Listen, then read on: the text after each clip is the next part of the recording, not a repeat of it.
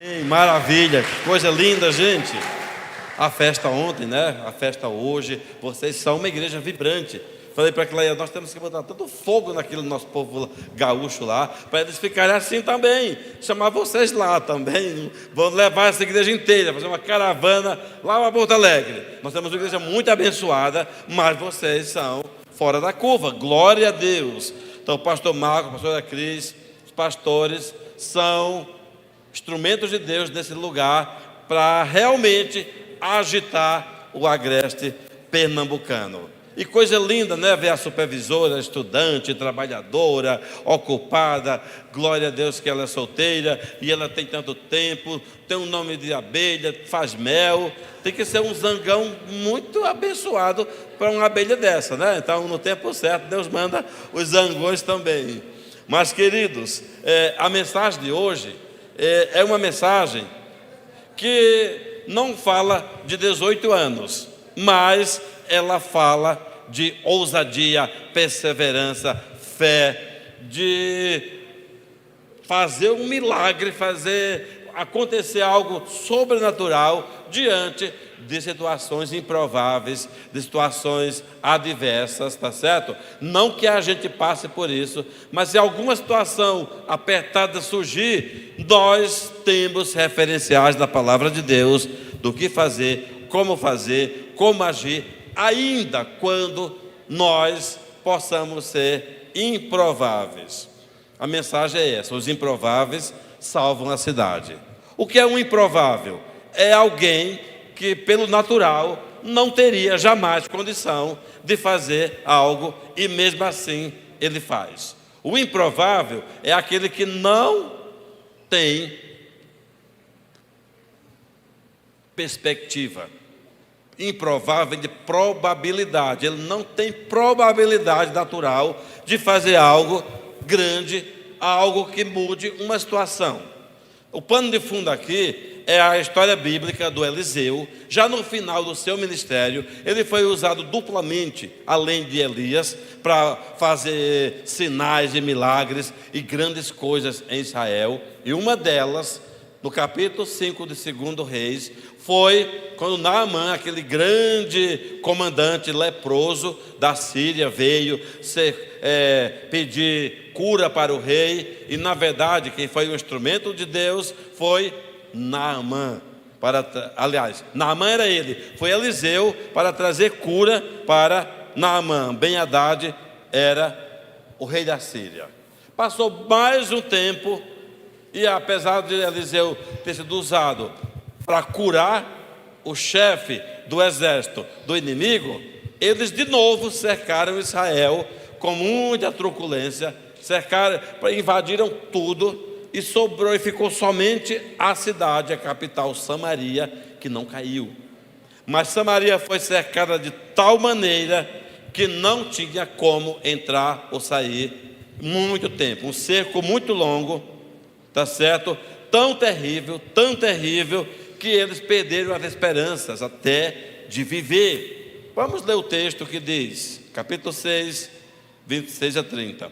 Quando o rei de Israel vinha passando, andando sobre a muralha, uma mulher gritou: ajude-me, ó Senhor, ajude-me, rei. E ele disse: se o Senhor Deus não a ajudar, como que eu poderei ajudá-la? Com a eira ou com o lagar? A eira era toda a produção do trigo, o lagar, toda a produção do vinho. Os lagares estão secos, as eiras estão secas, nada temos. E o rei respondeu: qual é o seu problema? E ela perguntou: esta mulher me disse, dá o seu filho para que hoje a gente mate e coma essa criança. E nós matamos e comemos a criança. E amanhã nós vamos matar o seu. E a gente vai comer a ponto que chegou. Assim cozinhamos o meu filho e o comemos. Criança, não escute isso. Assim cozinhamos o meu filho e o comemos. Mas no outro dia, quando eu disse a ela: dê o seu filho, que é a nossa vez de comer o seu filho, e ela não teve coragem, escondeu. Ao ouvir as palavras da mulher, o rei rasgou as suas roupas. Como ele estava andando sobre a muralha, o povo viu por baixo, sobre a pele, o rei estava usando pano de saco. Pano de saco era uma atitude extrema de protesto, de desespero, de não saber o que fazer, porque o próprio rei estava passando fome também. Diz a Bíblia que naquele período, isso aqui foi só um dos extremos, porque o povo estava comendo cabeça de jumento, cabeça de jumento, e era caro. E se não fosse suficiente, não tinha tudo, começaram a comer cocô de pombo. E era comprado, não era barato, muito caro. Cocô de pombo, não sei de onde tiraram essa coisa, porque eles fazem tão pouquinho, né? Até dar uma colher, tem que ser muitos pombos. Era melhor comer o pombo direto. Seja como for, a coisa estava tão terrível e tão feia, que eles começaram a comer canibalismo. E eu não vou dizer o que me vem à mente, em algum lugar do Brasil já aconteceu isso. Muito bem, vamos em frente. O rei Jeorão, além da culpa Deus pela situação, até que a mandaram, ninguém sabia o que fazer, até que mandaram, né, chamar Eliseu, e Eliseu tinha uma palavra de Deus sobre isso. A palavra do Eliseu foi: amanhã, por essas horas, aqui em Samaria, uma saca de trigo vai custar R$5. Um panhal, um enorme, caixas de vinho vão custar uns R$10. Azeite, que é R$50 no mercado, vai custar 4, 5. Aí o comandante da guarda falou: que loucura é essa? Ainda que abrisse um buraco no céu, isso não podia acontecer? Eliseu falou: você acha que não, vai acontecer, mas pela sua incredulidade, você não vai comer nem provar desse banquete, né, desse milagre. Queridos, a situação da fome é uma situação muito, muito séria. No mundo, atualmente, 733 milhões de pessoas passam fome no mundo. Pessoas que não têm o que comer. A cada 11 pessoas no mundo, uma passa fome. O Brasil já esteve numa situação muito pior. 2 bilhões de pessoas no mundo vivem abaixo da linha de pobreza. Come, mas come insuficiente. Tem países que as mulheres são subnutridas, anêmicas, porque a amamenta, trabalha, e pela cultura ela só come se sobrar. Aí tem um marido comilão, filhos comilões, e ela come bem pouquinho. Então é uma situação muito séria em vários países. No Brasil, nós temos 8,4 milhões de pessoas que passavam fome há um tempo atrás. Então, vários programas, muitas coisas, enfim. Hoje, agora em julho, no dia 28 de julho, a ONU tirou o Brasil do mapa da fome. Não acreditamos ao povo, à economia, ao governo, seja quem for, mas o Brasil saiu do mapa da fome. E apenas 2,5 milhões de pessoas no Brasil, aliás, por cento do Brasil, ainda passa fome, uma situação considerada baixa. Mas se tiver uma só pessoa passando fome, é responsabilidade da igreja, do governo, de todo mundo se preocupar. Mas naquele tempo não tinha Bolsa Família, não tinha programas sociais, era muito, muito complicado. Mas a Bíblia fala de uma fome bem maior do que a fome de alimentos. Amós 8,11 diz: eis que vem dias, diz o Senhor, em que colocarei fome sobre a terra, não de pão e sede, não de água, mas de ouvir a palavra do Senhor. Tem muito mais gente pelo Brasil, Garanhuns, Pernambuco, em todo lugar, passando fome e fome de justiça, de amor, de verdade e de ouvir a palavra salvadora de Jesus, o pão da vida, o pão eterno. Spurgeon, um grande pregador do século XIX, ele disse: o evangelismo é um mendigo contando a outro mendigo onde achar pão. Todos nós, um dia, Fomos mendigos de Deus, de amor, de salvação. Encontramos o Evangelho, deixamos de ser mendigo, mas não podemos deixar de contar para outros mendigos onde achar pão, o pão da vida, o pão que alimenta para a vida eterna. Mas enquanto acontecia aquela fome terrível em Samaria, a situação que eu descrevi, trágica, havia 4 sujeitos ali, 4 leprosos. O leproso era visto como um anátema social. O leproso não podia entrar na cidade, não podia entrar no templo, em locais públicos de adoração, nem em escola. O leproso vivia separado, recluso, porque o que nós temos hoje, por exemplo, a psoríase, vitiligo, muitas doenças de pele de hoje que são tratadas com creme ou bem facilmente. Naquele tempo, o famoso pano branco, tudo para eles era lepra, tudo era lepra. Qualquer doença de pele, se demorasse um pouquinho só a sarar, para eles era lepra. Por isso que eu tenho aqui para o sacerdote, se mostravam, às vezes um banho, uma higiene, curava a lepra. Então, às vezes era sujeira mesmo. Mas, pelo menos umas 30 doenças, que hoje nós temos outros nomes, para eles era lepra. A lepra real é a hanseníase, né? Aquela bem mais séria, que também tem tratamento. Mas enfim, os 4 eram leprosos. Então os sírios, os inimigos, também não aceitavam leprosos. Então ninguém te quer aqui, ninguém te quer lá. Então os 4 fizeram uma célula e andavam juntos lá num grupinho de evangelismo ou de discipulado entre eles. Só que não eram. Então qual foi a ideia deles? Nós podemos fazer o quê? Então, eles estavam na porta da cidade, falaram: bom, se a gente entrar, sair do muro, ficar na cidade, morre de fome, ninguém nos quer. Se a gente for para os sírios, nós podemos também ser mortos. Mas se pensar bem, nós já estamos mortos mesmo. Já estamos mortos pela situação que temos. Ninguém dá comida, nem cocô de pombo eles têm acesso. Então, eles falaram: vamos para os sírios. Se morrer, morreu, está morto mesmo. E se alguma coisa boa acontecer, é só lucro. Então, aqui no capítulo, a primeira verdade aqui é: os improváveis fazem alguma coisa. Às vezes, o rei não fazia nada, estava lá, desesperado, andando de um lado para o outro, em cima do muro.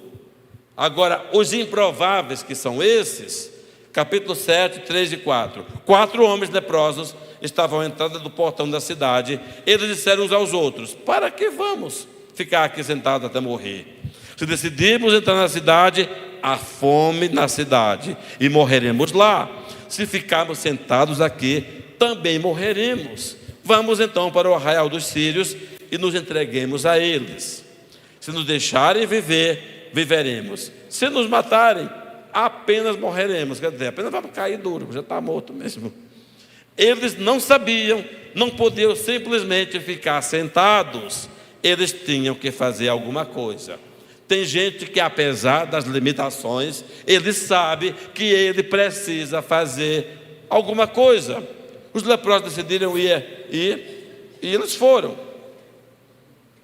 Às vezes, a situação que nos rodeia nos empurra a fazer o que é necessário e o que é certo. Tipo Neemias, capítulo 2 de Neemias. O rei todo dia recebia o vinho da mão dele, recebia o copo, a taça, e um dia estava Neemias com a cara lá, o pescoço lá no queixo, o queixo no pescoço, no peito. Aí ele pega o rei: como assim, Neemias? Eu te conheço há longo tempo. O que aconteceu? Está com o rosto diferente. Essa não é a sua cara. Como não estaria triste o meu rosto? Como eu poderia ficar sentado se a cidade onde estão sepultados os meus pais está em ruínas e os seus portões foram queimados? Neemias queria dizer: Como se eu acabei de receber notícia de que Jerusalém está em ruínas e em escombros? Sabe, quando a gente sabe que uma pessoa que nós amamos está doente, quando nós sabemos que alguém está se separando do marido, da esposa, quando alguém está passando fome de verdade, quando alguém está desviado, quando alguém não está querendo Jesus, quando um filho está dando trabalho, um parente está nas drogas, alguma coisa assim, como ficar sentado e parado? Temos limitações? Temos, mas diante de situações maiores, nós não podemos ficar parados, deixando o inimigo tripudiar, né? Davi e Golias. 1 Samuel, Davi disse: não, quem é esse filisteu incircunciso para afrontar o exército dos deuses vivos? Quem é esse incircunciso? Ele é grande, mas Deus é maior. Ele é grande, mas a minha fé é maior. Davi ficou indignado com aquilo e foi para cima, né? Então Deus está chamando o seu povo hoje. Deus está chamando os supervisores do CCA, os líderes, os membros, os discípulos, para esquecer que você é improvável e se tornar um provável, um gigante, um Davi, um Neemias, um intercessor, um derrubador de leões, entendeu? Um quebrador de lepra, seja o que for. A lepra é pecado, é limitação. Hoje a lepra, Jesus tocou em leproso, e se nós tivermos lepra de qualquer tipo, Ele toca também, mas nós não podemos ficar parados, temos que fazer alguma coisa. E Ele falou: gente, os 4 aqui parado, para quê? Vamos. Então, independente das limitações, uma palavra de ordem de Deus é: marcha, vai, enfrenta. Eles eram improváveis, mas eles não eram inertes, né? Segunda coisa, é preciso correr riscos. Muitas vezes nós precisamos correr riscos. Todos os grandes homens de Deus correram risco.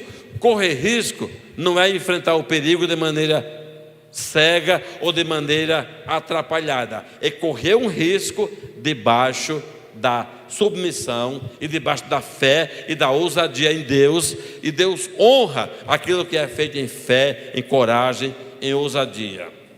Aqueles leprosos, proscritos, né?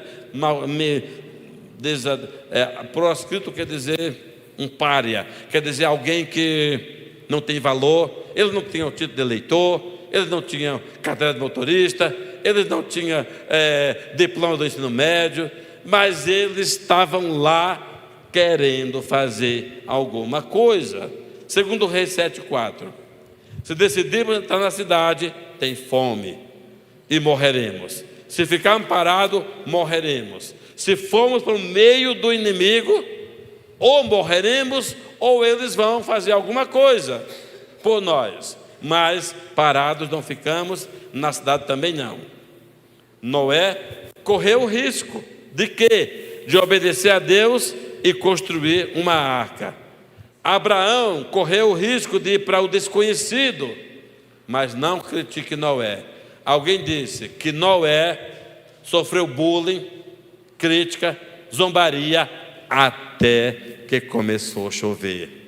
Sabe, até que começou a chover. Deus, Ele faz chover. Sabe, a arca não foi...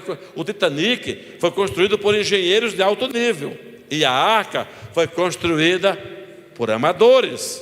Mas olha a diferença, né? A arca salvou o mundo, o Titanic matou centenas. Então, queridos, corra risco em nome de Deus, junto com Deus, em prol do Senhor. Estava brincando hoje, né, falando da questão da arca e de barco, correr risco. Os discípulos do barco, estava tudo lá, a tempestade afundando, e Jesus no barco, e eles lá: por favor, mestre. Mas alguém disse: olhe, é melhor Jesus dormindo no barco e a tempestade agitando tudo, do que uma calmaria tranquila no barco e o diabo pilotando. Entende? É melhor caindo tudo com Jesus dormindo lá dentro, do que o diabo acordado pilotando um barco no mar tranquilo. Cuidado. Muito bem. Então, queridos, Deus disse a Abraão: saia da sua terra, da sua parentela e da casa do seu pai, e vá para uma terra que eu te mostrarei. Deus está te mostrando uma terra. Uma terra não é uma cidade somente. Uma terra pode ser um comportamento, uma terra pode ser uma decisão, uma terra pode ser uma atitude, uma terra pode ser uma postura nova. Deus está te mostrando uma terra, então não fique na terra velha. Existem 3 tipos de pessoas no mundo: os que fogem de qualquer risco, tem risco, perigo, eles fogem. Tem aqueles que não correm qualquer perigo. Tudo que eles fazem é calculado, não passa nem perto de um precipício, tudo é certinho, não corre risco. E tem aqueles que enfrentam o risco, que enfrentam o leão, que enfrentam o urso, que enfrentam o gigante e ganha vitória maior para a glória de Deus. Alguns pegam o que tem em terra, como o homem do talento, polido, arrumadinho, bonitinho, com uma almofada, não pegou nada, guardou o talento tão bem guardado que o resultado foi servo negligente, mau e fiel. Porque não colocou no banco, nem que fosse para render uma poupança, mas você só deixou lá, entende? Então aqueles leprosos quiseram correr o risco de saber o que tinha no arraial do inimigo. Porque aqui no lado do amigo, que nem era amigo, eram leprosos mal vistos na cidade, não tinha mais nada para eles, sabe? Alguns assumem riscos, são como missionários, que antigamente empacotavam tudo que tinham e iam para os lugares pregar o evangelho. Como os moravianos, que quando saíam para pregar o evangelho, deixando a Europa, iam de 2 em 2. E eles levavam uma mala, cada um, e eles levavam, cada um também, um caixão de defunto. Que a atitude era uma questão profética. Se morrer, morreremos. Mas se morrer, pelo menos, não vamos dar trabalho que nos dê um caixão. Já levava o caixão. Não era uma fatalista, vou morrer lá. Não, eu estou levando esse caixão para lembrar que eu não vou morrer. Mas se eu morrer, eu já tenho onde ser enterrado. Uma fé assim ousada. E alguns passaram anos pregando o evangelho nos 4 cantos do mundo. Sabe? Fertilizaram lugares como África, América Latina. Tem um homem, eu tinha colocado imagem, mas não conseguiu, não tem problema. Samuel Alexander Bill. Esse homem estava numa escola bíblica quando alguém se apresentou com a notícia de que uma tribo da Nigéria, na Europa, né? No começo do século XX, de que uma tribo na Nigéria estava pedindo um missionário. Aquele jovem respondeu e foi. Ele tinha 23 anos e foi para o desconhecido de uma tribo na Nigéria pregar o evangelho. Quando ele chegou lá, parecia tão jovem como um adolescente. Nem tinha crescido barba, tinha 23 anos, mas uma carinha de menino. Aí a missão lá, e também os índios africanos falaram: mas nós pedimos foi um homem, mandaram um menino.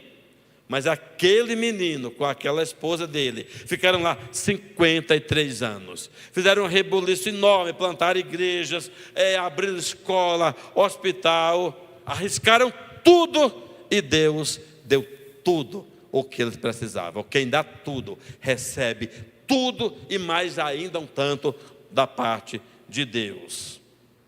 Lucas Rubem, o que fundou a nossa missão. Ele veio para a Amazônia. Nós vamos fazer a paz próximo ano, 50 anos de igreja na Amazônia. Assim, mas nesse tempo, nós já temos mais de 700 igrejas no Brasil e estamos em 10 países, mas foi um ato de obediência. Ele voltou para os Estados Unidos, morou na Califórnia, numa região muito bonita e abençoada. Mergulhava até por 5 minutos debaixo da água. O Lucas fazia apneia. Ele mergulhava e ele pescava. E quando ele descia daí, ele já subia trazendo 5, 6 tambaquis, tucunaré, peixe grande, que ele pescava de mergulho. E ele pilotava barco, pilotava avião. E depois, num momento trágico e fatal. Ele caiu no aviãozinho, quebrou o pescoço, não foi morreu, não foi afogado, foi para a glória. Eu já estava lá. E depois, hoje, 31 anos depois da morte dele, a igreja quadruplicou, expandiu para todo lado. E no dia que o Lucas morreu, encontraram no escritório dele a meditação do dia, que ele tinha lido e rabiscado na Bíblia. Era aquele versículo de João 12:32. Se o grão de trigo caindo na terra não morrer, fica ele só, mas se morrer, dá muitos frutos. A última meditação bíblica dele. Coisa linda, né? Coisa linda. Terceira coisa, queridos, a bênção gera responsabilidade. Os leprosos saíram, versículo 5 do capítulo 7. Ao anoitecer, eles se levantaram para ir ao arraial dos sírios. Quando chegaram às imediações do arraial, eis que não havia ninguém. Era um arraial de milhares, era um acampamento enorme, gigante, porque o Senhor tinha feito com que no arraial dos sírios se ouvisse um ruído de carros, um estrondo de guerra de cavalos tão grande, que eles ficaram assustados e disseram: o rei de Israel contratou os reis dos heteus e dos egípcios e vieram todos contra nós. Por isso, ao anoitecer, se levantaram e fugiram, abandonando as suas tendas e os seus cavalos, seus jumentos, seu arraial, todo, comida, tudo, e fugiram para salvar a vida. Assim, quando os 4 leprosos chegaram às imediações do arraial, entraram numa tenda e comeram e beberam. Depois levantaram ali prata, ouro e roupas, foram até outra tenda e esconderam tudo. Entraram de novo em uma outra tenda e fizeram outra festa, outro banquete. Comendo, né? Tanta fome, tanto de fome. E aí agora, isso aqui é nosso local. Nós merecemos. Mal ver, não quiseram a gente, ninguém tratou a gente bem em Samaria, deixa, agora esse aqui é o nosso local. Mas, de repente, disseram uns aos outros: não é certo, olha isso, o que estamos fazendo. Este dia é um dia de boas novas e nós nos calamos. Se esperarmos até a luz da manhã, deixar a noite passar, seremos tidos por culpados. Vamos agora mesmo anunciar isso no Palácio Real. O rei não nos conhece, o rei não nos respeita, nos olham como um animal, como traste, como leprosos. Nós temos tudo para ser o patinho feio. Ninguém nos respeita. Agora estamos por cima da carne seca, né? Mas o que? Houve o sentimento de responsabilidade. Se a gente deixar a cidade mais um dia de fome, seremos culpados diante de Deus. Entende? Então, nós temos que voltar lá. Sabe, queridos, estatísticas mostram que 98% de todos os cristãos não têm esse senso de responsabilidade, mesmo tendo sido lavados pelo sangue de Jesus. Apenas 2% dos cristãos compartilham as boas novas do Evangelho regularmente. E apenas 51% dos cristãos sabem que existe uma grande comissão. Nós somos dos 2% que anunciam.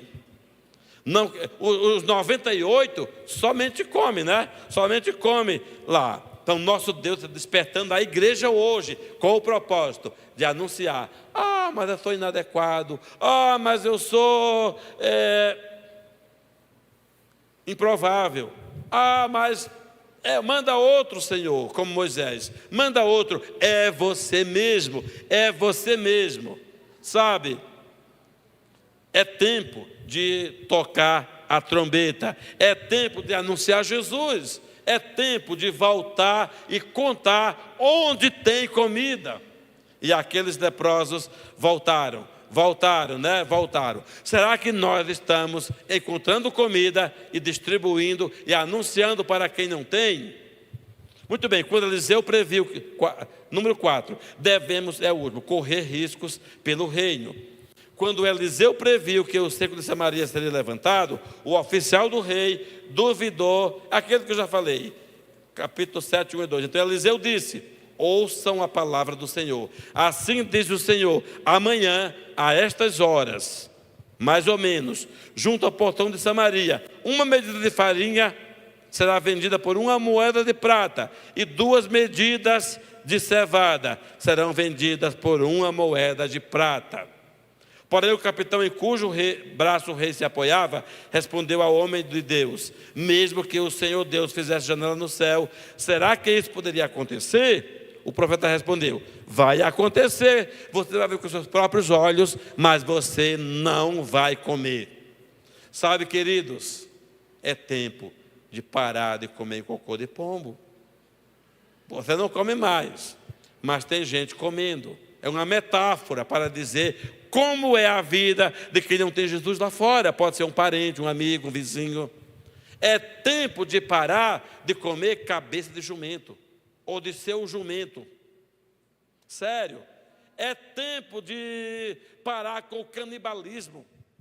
E agora não é o canibalismo. O que é canibalismo? É quando alguém explora alguém, é quando alguém suga alguém, é quando alguém acaba com a vida do outro. Ele não come a carne, mas ele come as emoções, come as energias. Ele, sabe, o pastor Ebe disse que o canibalismo no casamento, nas amizades, é como 2 pulgas e nenhum cachorro. Uma pulga suga a outra suga a outra, não tem muito sangue, fica 2 pulgas sugando, não tem nenhum cachorro. Se tiver um cachorro até ajuda, né? Então são 2 pulgas, você suga, e misericórdia, né? Nós precisamos sugar, não sei se isso aplica, o sangue de Jesus, biblicamente falando, que ele é completo, é suficiente, não é canibalismo. É igual a Maria, tem 2 anos, parece que é o teu filho, fala tudo. Ela, no dia da ceia, ela chegou para mim, no final do culto, falou: pastor, eu estava muito mal, mas eu bebi o sangue de Cristo, melhorei demais na ceia. Só que tem briga, porque a gente dá a ceia para as crianças e eles acham tão pequeno aquele pãozinho, não entende? Eles querem 3, 4, 5, brigam uns com os outros para mais ceia, né? Mas, queridos, devemos correr o risco pelo reino. Então, o que aconteceu? Os leprosos voltaram, gente, tem comida, gente, tem tudo. E o povo foi para o arraial, pegou tudo de manhã, no outro dia. Parecia uma ceasa, parecia a feira de Garanhuns. Comida para tudo que era lado, roupa, prata, ouro. E aquele homem, quando viu a comida chegando, eu me arrependo, eu falei aquilo ontem. E aí ele tropeçou, os cavalos pisaram e a multidão, e ele morreu pisoteado e não participou, porque não teve fé e duvidou. Queridos, nunca corra o risco de ser pisoteado diante da fartura e da provisão de Deus. O Senhor nos escolheu para comer o melhor dessa terra e não para duvidar dele. Agora, quem provocou esse milagre e salvou a cidade? Não foram os sacerdotes, não foram os profetas, foram homens leprosos, limitados, imperfeitos, improváveis, incapazes, mas foram instrumentos de Deus a si mesmo para fazer uma grande diferença ali naquela cidade. Versículo 16, 7. Então o povo saqueou o arraial dos sírios, e assim a medida de farinha estava custando aquilo que foi falado, e o capitão morreu pisoteado. Você percebe que aqueles que duvidam do milagre, da intervenção de Deus, até podem vê-lo acontecer, mas não participam dele. Nós cremos e nós participamos do milagre. Não fique parado. Se você percebe que tem fome, que tem desespero, Deus vai usar a sua vida, mesmo você não se sentindo adequado e completo o suficiente. A lepra Deus cura. A lepra Deus cura. Entendeu? Mas a responsabilidade é nossa, Fique de pé, nós vamos encerrar esse tempo, lembrando que os improváveis podem salvar uma cidade. Todos nós já fomos improváveis. Muitos de nós podemos nos sentir ainda improváveis. mas é diante da improbabilidade que o milagre da probabilidade de Deus se realiza. Deus usa vasos imperfeitos para conter substância perfeita e maravilhosa. Então, todos nós podemos ser instrumentos de Deus para salvar a cidade. E é maravilhoso olhar para essa casa cheia. E ainda hoje vai se encher outra vez de muita gente que era improvável, que já comeu cocô de pombo, já comeu cabeça de jumento, e parece que alguns chegaram a comer, inclusive, aquele outro tipo de carne. Não importa, você está aqui agora cheio do poder e da graça de Deus, porque você experimentou do pão da vida, do suprimento da vida. Então vamos lembrar que tem muitos outros que ainda não experimentaram dessa graça e dessa provisão, e somos nós, os improváveis, mas agora os prováveis de Deus, que vão fazer acontecer a bênção. E o arraial que Deus tem preparado, onde Ele já removeu os inimigos, tem abundância de provisão para a cidade inteira, em nome de Jesus. Aleluia, glória a Deus. Olha para o seu vizinho e diga: você é um provável de Deus, uma provável de Deus. Aleluia. Ó Pai, em nome de Jesus, eu oro, Senhor, por esta igreja. Eu oro, Senhor, por cada homem e cada mulher. Eu oro cada um, Senhor, por cada um que está sendo curado de lepra, que já foi curado de lepra, e que hoje é um homem ou uma mulher de Deus, que vai até o arraial do inimigo e abre portas de provisão, de bênção, de milagre, para salvar a cidade, para abençoar o povo e para encher essa terra da bênção, do milagre e da salvação de Cristo Jesus, para a glória, para a glória, para a glória